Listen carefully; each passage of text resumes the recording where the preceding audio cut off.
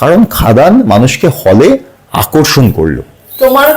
যে আমার দারুণ লেগেছে খাদান, কারণ আমি মনে হচ্ছে যে আমি হলে গিয়ে পয়সা দিয়ে ছবি দেখবো, তখন যেটা আমার হলে গিয়ে দেখাবো, নাহলে আমি বাড়িতে দিন পর রিলিজ হয়ে যাবে, আমি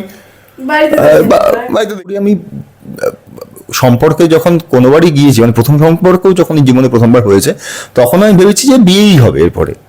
এবার ইট ওয়াজ আনফর্চুনেট যে হয়নি, কোনো কারণে ভেঙে গিয়েছে, কিংবা কিছু না কিছু ঘটনা ঘটে গিয়েছে, নয় আমি সরে এসেছি, নয় সে সরে গেছে। কিন্তু আমি চিরকালই বিয়েতে প্রচন্ডভাবে বিশ্বাসী, আমি চাই করতে বিয়ে। নানা কারণে পর্দায় মন এবং সময় দুই খারাপ চলছে অনিকেতের, কিন্তু বাস্তবে কেমন রয়েছে রণজয় দা? শুনেই হাসছে। রণজয় দা কেমন হচ্ছে সেটা একটু জেনে নেবো আমরা, কারণ মেকআপ রুমে রয়েছি, তাই পর্দা বাস্তব যেখানে মিলে যায় আর কি। তো রণজয় দা মন খারাপ না অনিকেতের? কি কথা, এত বড় বদনাম। অনিকেতের মন খারাপ অনিকেত বুঝবে, আমি কি করবো? তুমি তো অনিকেত। আমি, ওটা তো চরিত্র, ওটার জন্য আমার টাকা দেয়, আমাকে যা দেবে তাই করবো, যা বলবে এটা করতে হবে, এটা ওটা করবে, এটা তাই। এত সোজাসুজি কথা কেন বলবো, মানে একটু বলতে পারো? মানে আমি বুঝতে পারি না আমি কি বলবো, তাই আমি ভাবি যে এটা বলাই আর কি ঠিকঠাক। আর কি বলবো আমি, অনিকেত একটা কাল্পনিক চরিত্র, তার সঙ্গে কিছু রিলেটেবল কোনো জায়গা মানুষের হতে পারে, কিন্তু আমার সঙ্গে কোনো সম্পর্ক নেই। যা কাল যদি বলে অনিকেত দেখে চোখের সামনে জল আকাশের দিকে উঠে যাচ্ছে, তাই বলবো, তাই হচ্ছে, তখন ওইটা মেনে নেবে। কিন্তু আগ মেনে নিয়েছি আমি, আর নিজেই নিজের ধারাবাহিক নিয়ে হাসছে, অদ্ভুত ব্যাপার। হাসছি না, আরে এটাই তো মজা না। মানে আমি তোকে বলছি, যখন আমাদের এটা নিয়ে যখন শুটিং হয়, ঠিক আছে, যারা লিখেছে সবটা হয়েছিল যে বাঘ ঢুকছে ঘরে। হ্যাঁ, কি কি বলছো? হ্যাঁ, আচ্ছা ঠিক আছে। আজকে আমি আবারও একটা কথা বলছি, এটা তুমি আগেও বোধহয় বলেছি, সেটা হচ্ছে যখন অ্যাভেঞ্জার নিয়ে মানুষ প্রশ্ন তোলে না, তখন বাঘ ঢোকানি প্রশ্ন তুলবে কেন? ওটা হয় নাকি? টাক করে মারলে পৃথিবী বদলে গেল। হ্যাঁ, ওদের গ্রাফিক্স অত ভালো, সমস্ত কিছু করছে বললে ওটা দারুণ, ঠিক আছে, ওটাও কাল্পনিক, এটাও কাল্পনিক। সময়েরও তো একটা ব্যাপার থাকে, কিন্তু ঠিক আছে, ঠিক আছে। আলটিমেটলি তো এন্টারটেইন হচ্ছে, যেভাবে হোক, হাসুক, মজা করুক, হাসতে হাসতে লুটিয়ে পড়ুক, ঠিক আছে, কিংবা ভয় পাক, যাই হোক, পার্ট অফ এন্টারটেইনমেন্ট। হ্যাঁ, এটাই ইম্পর্টেন্ট। কিন্তু তুমি এই যে ধারাবাহিকে এখন ব্যস্ত রণজয় দা, বড় পর্দা, ওয়েব সিরিজ, আরো বিভিন্ন ধরনের কাজ, সেগুলো থেকে তো একটু দূরে থাকতে হচ্ছে না? রাশ করছি, রাশের আরো একটু শুটিং বাকি, ফেবে হবে বোধহয়। তো আগের বছর জানুয়ারিতে আমি লাস্ট ছবি করেছিলাম, রবীন্দ্রনাথ ঠাকুর। হ্যাঁ, সেটা এখন রিলিজ করেনি, কেন করেনি সেটা আমার হাতে নেই। তো এই বছর রাশ আবার জানুয়ারিতে শুট করলাম। হ্যাঁ, প্রায় 1 বছর পর। হ্যাঁ, মানে করলে সিরিয়াল করারটা কেন, যাতে আমার যদি ছবি আমি করি তবে টাকার জন্য ছবি করবো না, যাতে বছরে একটা ছবি করলেও ভালো ছবি করবো, ভালো চরিত্র, যাতে মানে আমি ওরকম একটা হিরো হতে চাই যার কিছুই করার নেই, সে আসে নাচ গান করে ফাইট করে বাড়ি চলে যায়, তার কোনো ক্যারেক্টার নেই, মানে ক্যারেক্টারের কোনো গ্রাফ নেই, যেটা করে আমার আনন্দই হবে না। তো রাশের আমার চরিত্র আমার খুব পছন্দের চরিত্র আর কি, ঠিক আছে। তো এইটা করলাম। ছাদ বলে একটা ছবি করেছিলাম 2 বছর আগে, পাওলে দিয়ে আমি আর রাহুল দা, আরো অনেক কলাকুশলী আছেন। সেটা এই বছর মার্চে আই থিঙ্ক রিলিজ করবে। এই 30 তারিখ বইমেলাতে ওটার পোস্টার লঞ্চ, টিজার লঞ্চ আছে। সো আরো কিছু ঠিকঠাক কথাবার্তা হচ্ছে, দেখা যাক। এই যে এত তুমি বললে বেশ ভালো এই কাজগুলো, একাধিক ভালো কাজ করছো, কিন্তু মানুষের কাছে পৌঁছানোটা বোধহয় ধারাবাহিকই বেশি রাস্তাটা করে দেয়, কি মনে হয় রণজয়? কারণ অনেক ভালো ভালো আরো কাজ হয়, থেকে যায় বোধহয় ধারাবাহিক। থেকে যায়টাও না আমার কাছে একটুখানি, সময়ের জন্য অন্তত যখন করছো। আমি মনে করি অভিনেতা হিসেবে আমার না ওই এটার পোস্টে গিয়ে কি দাঁড়াবে সেটা ভাবা আমার খুব একটা কাজ না, আমি সেখানে খুব একটা ওয়ারিডও নই। এটা আমার কাছে একটা ডেইলি রুটিনের মতো, একটা প্র্যাকটিসের মতো, যে আমাকে নির্দেশক যা বলবেন আমাকে সেটা করতে হবে। আমি একজন প্রফেশনাল অ্যাক্টর, তার বিনিময়ে মাসের শেষে আমি একটা অর্থ উপার্জন করি, অতটুকুই। এর বাইরে আমি এটা নিয়ে বেশি কিছু ভাবতেই রাজি নই।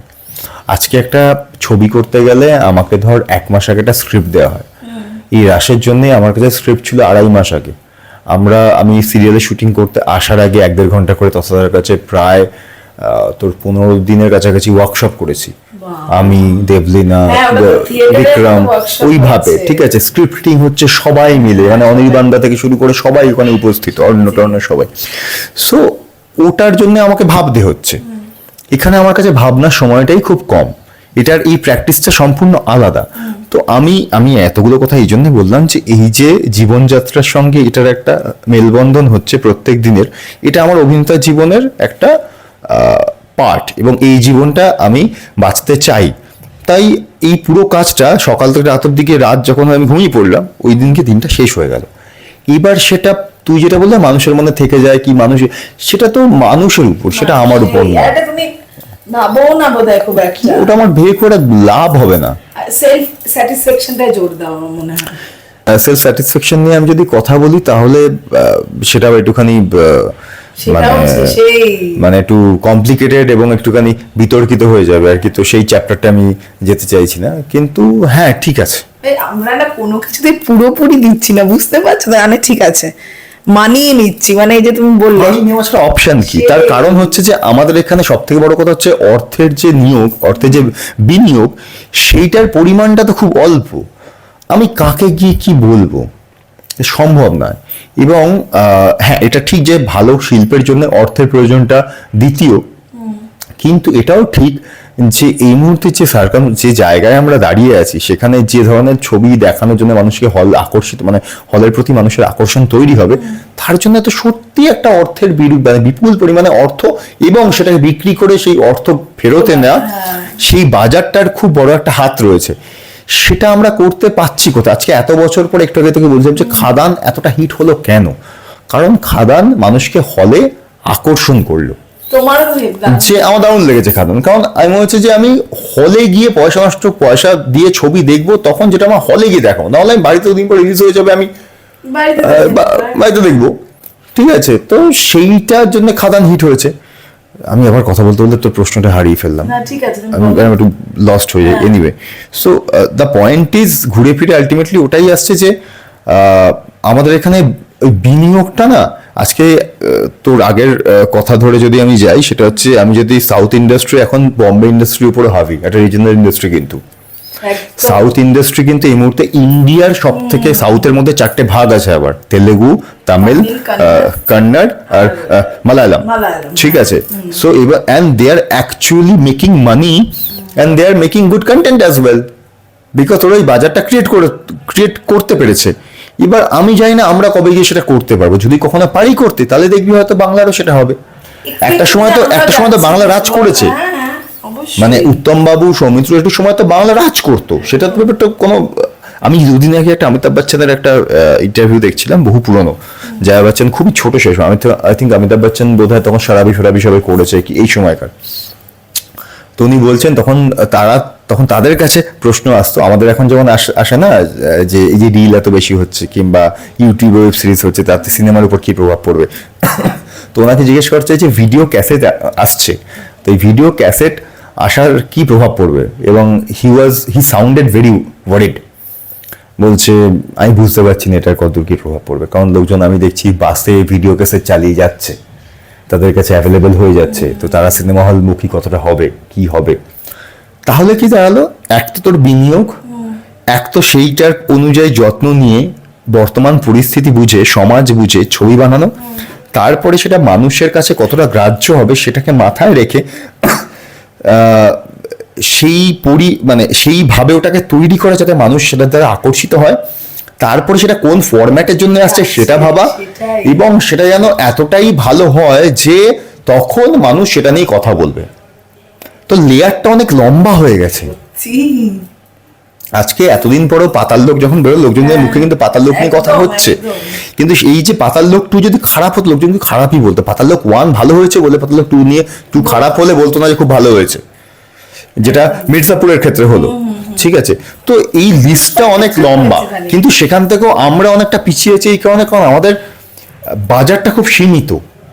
কলকাতা আর কিছুটা বাংলাদেশ আর খুব অল্প পরিমাণে ওভারসিজ, যেটা সাউথের ছবির ক্ষেত্রে কিংবা বম্বের ছবির ক্ষেত্রে কিন্তু এই ব্যারিয়ারটা নেই, তাদের মার্কেটটা অনেক বড়, তো প্রডিউসারকে ওটাই দেখতে হচ্ছে। তো আমি বলছি এই তর্কটা না একটা বিরাট বড় জায়গায় চলে যায় আর কি, কিসের জন্য কি হচ্ছে চিন্তার, মানে যেদিকে যাচ্ছে। কিন্তু তবে তুমি খাদানের কথা বললে তখন আমার মনে হচ্ছিল যে এই ধরনের ছবি হলে মানে আবার আস্তে আস্তে আমরা সব রকমের ছবি হোক, এটাই দুই ধরনের ছবি হওয়াটা খুব জরুরি, কারণ Exactly. কোথাও গিয়ে কমার্শিয়াল ছবি, কন্টেন্ট ড্রিভেন, সমাজকে নিয়ে সমাজকে যে ছবি ভাবিত করে সেরকম ছবি হওয়ার জন্য, সেটাকে ব্যাকআপ দিয়ে সাপোর্ট দেওয়ার জন্য খাদানের মতো ছবি বছরে 2-3টে করে তো আসা উচিতই। বা খাদান 2-3টে হলে আমি বলছি বাকিটা ব্যক্তিগতের মতো ছবি আরো 10টা হবে, ঠিক ঠিক যেটা ইন্ডাস্ট্রিকে সাপোর্ট দেবে খাদানের মতো ছবি, একদম, সেটা উচিত। একদম। তো যাই হোক, আর বেশি সময় নেব না, আরেকজনও আছে ইন্টারভিউ নেবে তোমার পর। অনেকদিন বাদে আমার রণজয় দার সঙ্গে দেখা। তো রণজয় দা, বিয়ের মরশুম তোমারটা কবে আমরা সুখবর পাবো? আমি যবে নিয়ে জানতে পারবো আমি জানিয়ে দেবো। তুমি জানো না এটা, এইটা বললো না, মানে সবসময় কেন একটু প্রথমে যেন সোজাসুজি উত্তর দিলে, সিরিয়াল চরিত্র তো উত্তর, কারণ আমি বুঝে গেছি যে গন্তব্যে পৌঁছানোর আগে কোন রাস্তা দিয়ে তুমি পৌঁছাচ্ছ সেটা বারবার সামনে এলে আমি দেখেছি মাঝ রাস্তায় কি না, রাস্তাটা নয় বেঁকে যায়, নয় ব্রিজটা ভেঙে যায়, নয় একটা অন্য কোনো পথ নির্দেশিকায় চলে আসে যেখানে গন্তব্যে পৌঁছানো যায় না। তার থেকে আমার অভিজ্ঞতা বলে যে যদি সত্যি কোনো গন্তব্যে পৌঁছাতে পারি তখন এমনি সবাই জানতেই পারবে আর কি। তুমি বিয়েতে বিশ্বাসী? মানে এটাই হ্যাঁ হ্যাঁ, কেন বিশ্বাস হবো না, অবশ্যই। ভয় লাগে একটা, আমাদের জেনারেশনে খুব ভয় আছে বিয়েতে, ফোবিয়া। আমি চিরকালই আমি খুবই ঘরকুনো টাইপের লোক। আমি যারা আমাকে চেনে খুব কাছ থেকে তারা জানে যে আমি কাজ করি বাড়ি, যে আমার পিয়ার স্কেল ডিজাস্টার। হ্যাঁ, এটা ফ্যাক্ট। সো যারা আমাকে চেনে, যারা কাজ দেখেছে, কখনো দেখে মনে হয়েছে একে দিয়ে কাজটা হতে পারে, সেই আমাকে ডেকেছে। কখনো আমি পেরে উঠিনি, এর মানে তারা ভুল সেটা নয়, আমি পেরে উঠিনি গিয়ে গিয়ে বলার মতো। তবে করা উচিত, নাহলে লোকজন কি করে জানবে। আর আবার ভুলে গেলাম, আমি খুব লস্ট হয়ে যাচ্ছে আজকে কথা বলতে বলতে। হ্যাঁ, তো বিয়েতে আমি সেখান থেকেই আমি বরাবরই আমি সম্পর্কে যখন কোনোবারই গিয়েছি, মানে প্রথম সম্পর্কেও যখন জীবনে প্রথমবার হয়েছে, তখন আমি ভেবেছি যে বিয়েই হবে এরপরে। এবার ইট ওয়াজ আনফরচুনেট যে হয়নি, কোনো কারণে ভেঙে গিয়েছে, কিংবা কিছু না কিছু ঘটনা ঘটে গিয়েছে, নয় আমি সরে এসেছি, নয় সে সরে গেছে। কিন্তু আমি চিরকালই বিয়েতে প্রচন্ডভাবে বিশ্বাসী, আমি চাই করতে বিয়ে। মানে সেটাই, অনেকে এখন লিভিংটায়, কারণ ওই বিয়ে ভাঙার একটা ভয় থাকে। দুটো মানুষ একসঙ্গে থাকলাম, এতটা এখন আমাদের মানে মানিয়ে নেওয়া, অ্যাডজাস্ট করার ক্ষমতা কমে গেছে, অধৈর্য হয়ে যাচ্ছে আমরা, সেই কারণে বোধহয় অনেকে এই দিক আছে জানিস তো। আমার মনে হয় যে একটা দিক হচ্ছে, যদি একটা লোকে বল, কিছু কিছু লোকে বলে সবটা জেনে গেলে তখন আর কি নতুন করে জানাতে, আরে সেটা 2 বছর পরেও হতে পারে।